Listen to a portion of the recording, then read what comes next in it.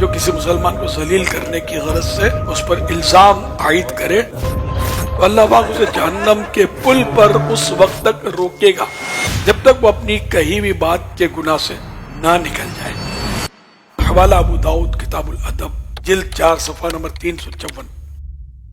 ایک سے ایک بڑے سے بڑے الزامات ہوتے ہیں، بیچاروں کو بعض بے قصور لوگوں کو جذبات میں آ کر، غصے میں آ کر، کبھی کوئی تو تڑاک ہوئی تو یوں اس پر الزام لگا دیں گے، پولیس سے ان کی ترکیب ہوتی ہے، رشوتیں کھلائیں گے، اس کو اٹھوا دیں گے، بند کروا دیں گے۔ اب وہ بیچارہ سریوں کے پیچھے بے قصور بے گناہ اور یہ خوش ہو رہا ہے، لیکن یہ بچ کر جائے گا کہاں؟ اس سے جیلوں میں آپ کو کہیں ملیں گے، اس سے بیچارے مظلوم قیدی، میری تقریباً دعا میں آپ نے سنا ہوگا کہ میں مظلوم قیدیوں کے لیے دعا کرتا ہوں کہ ایسے مظلوم قیدی ملیں گے، ڈال کے بھول جاتے ہیں بیچاروں کو، کوئی ان کو پرسان حال نہیں ہوتا، گھروں میں ماں مر جاتی ہے، بچہ مر جاتا ہے، بیوی مر جاتی ہے، ان کو پتہ نہیں چلتا مظلوم قیدیوں کو۔ جو ان مظلوم قیدیوں پر ظلم کرتے ہیں، اب وہ کوئی حکام ہوں یا پولیس والے ہوں یا عوام ہوں، جو بھی ہوں، آخرت میں کوئی بھی بچ کر نہیں جائے گا۔ اللہ پاک کے یہاں انصاف ہے،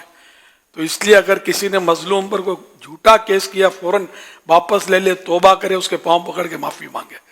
کہ میری بھول ہوئی۔ اب بھی یہ تھوڑی سی ذلت، یہ تھوڑی ہے، واقعی تھوڑی ہے، قیامت کی ذلت برداشت نہیں ہوگی، جہنم کے عذاب کی ذلت کوئی سہ نہیں سکے گا۔ تو اب بھی جو کرنا ہے کر لو، جب تک آپ کے پاس عہدہ ہے لوگ آپ سلوٹ کرتے ہیں، عہدے سے اتر کے دیکھو، آپ کو پانی پلائیں تو میرے کو بتانا، میں واقعی بولتا ہوں، یہ سمجھتے ہیں ہماری عزت ہے، عزت آپ کی نہیں ہے، آپ کی کرسی کی، آپ کے عہدے کی ہے۔ تو اب بھی ظلم کی آندیاں چلاؤ گے تو ہو سکتا ہے کچھ چل جائیں گی، اور کچھ مظلوم اپنے درجے آخرت کے بلند کروا لیں گے آپ کی وجہ سے، آپ کا مسئلہ خراب ہو جائے گا۔ جو بھی کرتا ہے اس کو ظلم سے باز آنا چاہیے، مظلوم کی قیامت میں جیت ہے، مظلوم کا ہاتھ ہوگا، ظالم کا گریبان ہوگا، وہاں نہ اس کا عہدہ اس کو بچائے گا، نہ کسی کا اسلحہ اس کو بچا سکتا ہے، نہ کسی کا رعب اور دبدبہ چھوڑا سکتا ہے، نہ کسی کا تاج و تخت، نہ حکومت اس کو بچا سکیں گے۔ دیکھو نا، نمرود سے بڑا بادشاہ کون ہوا؟ 4 بادشاہ ہوئے بڑے دنیا کے، 2 غیر مسلم اور 2 مسلم، تو جن کی پوری دنیا پر حکومت، ان میں ایک نمرود۔ تو اس نمرود بادشاہ نے جو بھی کیا، ظلم کی آندیاں چلائی، بہت لمبا عرصہ زندہ رہا، لیکن آخرکار خدا بن بیٹھا اپنے تئیں کہ میں خدا ہوں، لیکن اس کا انجام یہ ہوا کہ آخرکار ایک مچھر، اور وہ بھی میں نے پڑھا کہ لنگڑا مچھر تھا جو اس کے بھیجے میں گھس گیا